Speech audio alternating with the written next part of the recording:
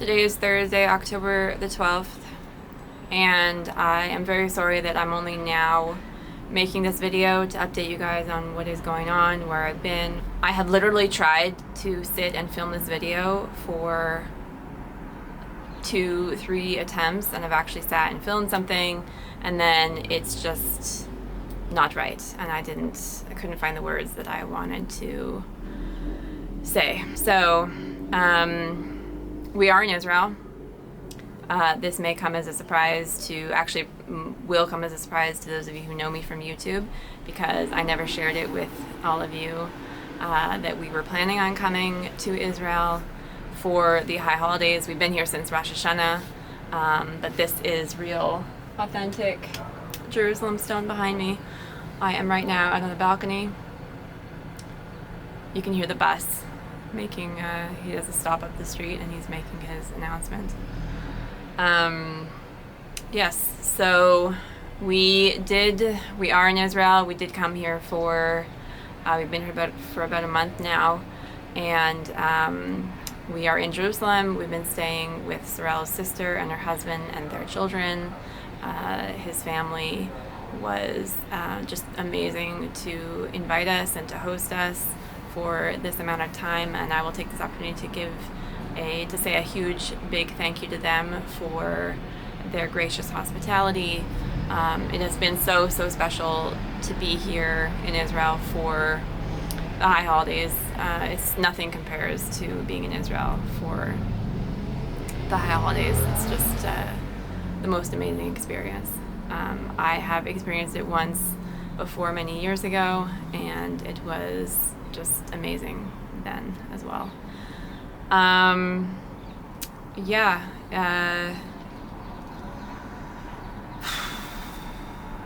As I'm sure most, if not all of you, have heard by now or seen on the news, over the course of last weekend, beginning on the morning of Shabbat, which coincided with our Jewish holiday of Simchat Torah, Hamas terrorists invaded the country. They came over the border from Gaza, many hundreds of them, and massacred, murdered in the most brutal and heinous manner thousands of Israelis. By the way, don't believe what you're seeing on the news. The news doesn't know what's going on, and I can assure you that it's much worse than what they are telling you and what they are showing you happened. It's really mind-boggling, actually, because my husband when he did his service in the Israeli military back in 2005, 6, I can't remember exactly the year, but he was actually stationed to that area, and his job was to monitor the border with Gaza to make sure. I can hear a helicopter above me.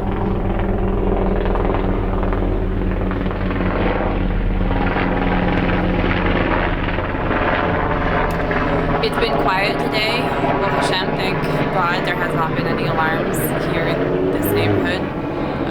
We had alarms Shabbat, Sunday, Monday, but since then it's been fairly quiet here where I am. Yeah, so as I was saying, my husband was actually posted to this area back when he did his IDF service, and what he knows of it is that nothing gets across, nothing touches the fence or the wall without the Israelis knowing about it. So in his opinion, and the opinion of many people that I have heard, there's only two options that it could be. It was either an inside job, or it was the most massive, embarrassing, catastrophic failure of a modern military to prevent the very thing that the whole system, the infrastructure in that area is designed to prevent, which is people coming across. That's the function of the fence, the wall, the army base, and the monitoring stations. Like, it's truly unbelievable. Anyways, that being said, it's all irrelevant, and I'm sure that it will be years, if ever, that we ever find out the truth. It will never change the fact that thousands of Israelis, of Jewish people, were murdered in cold blood by Hamas terrorists, by Iran, by people with no regard for human life. And it's very sad. It is very extremely sad. And I would also say that for any of you who were more directly affected, for those of you who lost loved ones or don't know the status of your loved ones, your friends and family, if they were taken hostage or gone missing, I just want you to know that you're in my thoughts, you're in my prayers, and I hope and pray that Hashem will give you comfort. I cannot imagine what you must be going through at this time. It's just, I don't know the words. I don't know the words.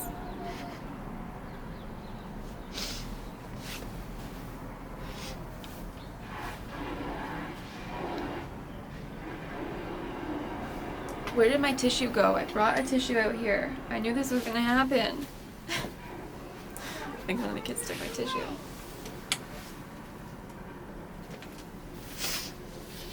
Anyways.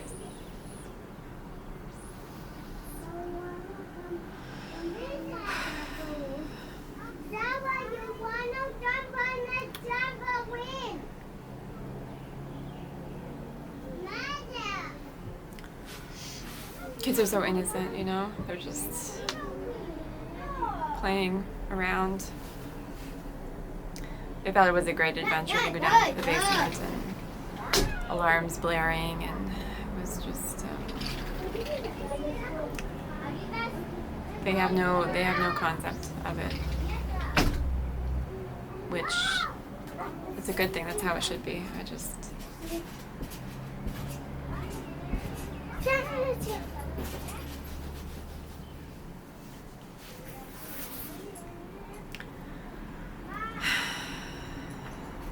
For those of you like me that want answers to what does this mean, what are we supposed to do, how are we supposed to handle when something like this happens, my best advice for all of you is to go to the YouTube channel or the websites of Rabbi Yaron Reuven and Rabbi Yosef Mizrachi.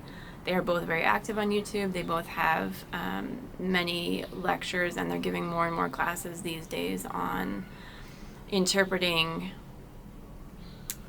current events and things that are happening around the world from the Torah perspective.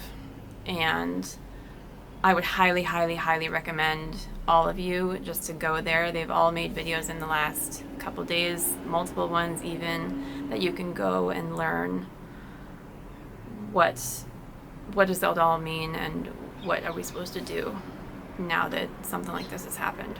So I will put links in the description box below the video directly to their YouTube videos and their channel, and you guys can check that out. Me, myself personally, over the summer, I was making my way through, Rabbi Yaron Reuven did a series called Era of Moshiach. He is actually walking you through what the world is going to look like. So all of you definitely need to go and watch that, listen to it, take it to heart.